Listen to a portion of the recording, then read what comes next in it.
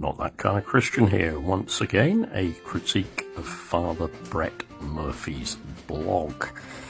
I have to say, every time he opens a blog, I do feel that this is really rather cheesy. But tell me what you think. I mean, people might not like the way I open a blog, but this guy sounds so cheesy. The Lord be with you.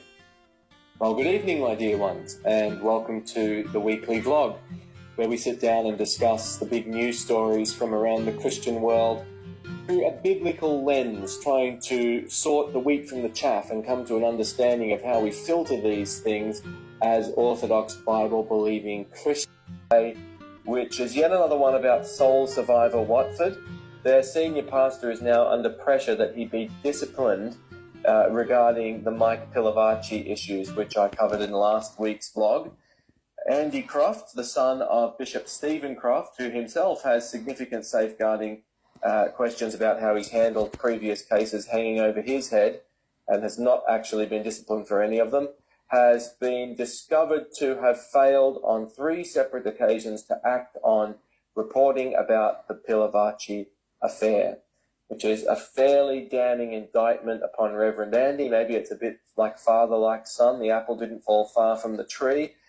But unfortunately, this is going to have a big impact on the church, on Soul Survivor, and on the wider reputation of the Church of England, because it's such a prominent church with a prominent leader. And it's pretty horrible to have a senior, very famous leader like Pilavachi fall, and now to see his successor in Andy Croft also fall and fail to act properly within the understanding of the rules of safeguarding. It's a mess. It's an absolute mess. It is a train wreck. This was investigated and revealed by Zena Marshall. It was sent off to Premier News. She is the Deputy Director of Casework for the Church of England's National Safeguarding Team.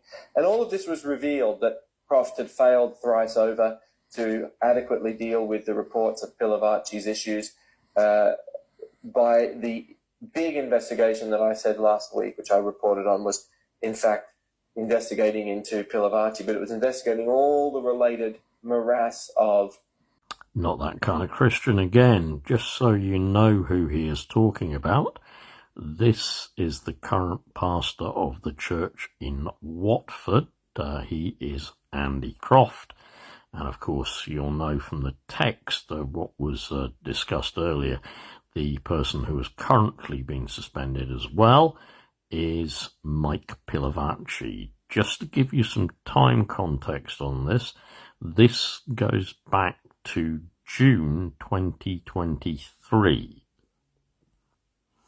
As our good old vicar from the land of Oz did say, this is being handled by the safeguarding people in the Church of England, and the person concerned is called Jenny Hurst. If you want to pause this, you can get a little bit more detail of emails of how to contact them, and obviously you can contact outside that specific church. This is very important for people just to be aware of. So finally, I would say that in this piece from mynewsmag.co.uk, the information regarding these allegations and concerns about Mike Pilavachi and Andy Croft is going to be treated, obviously, in the strictest confidence. And even the the Bishop of St. Albans has requested that the senior pastor voluntarily withdraw from ministry until the investigation is concluded. As I say, that was going back to 2023. I am always suspicious of people like the Reverend Brett Murphy because of their view on life, this whole thing through this lens of the Bible, and their sense of just being judgmental over everything and everybody. But obviously this is serious, so if you need any help, please contact these contacts.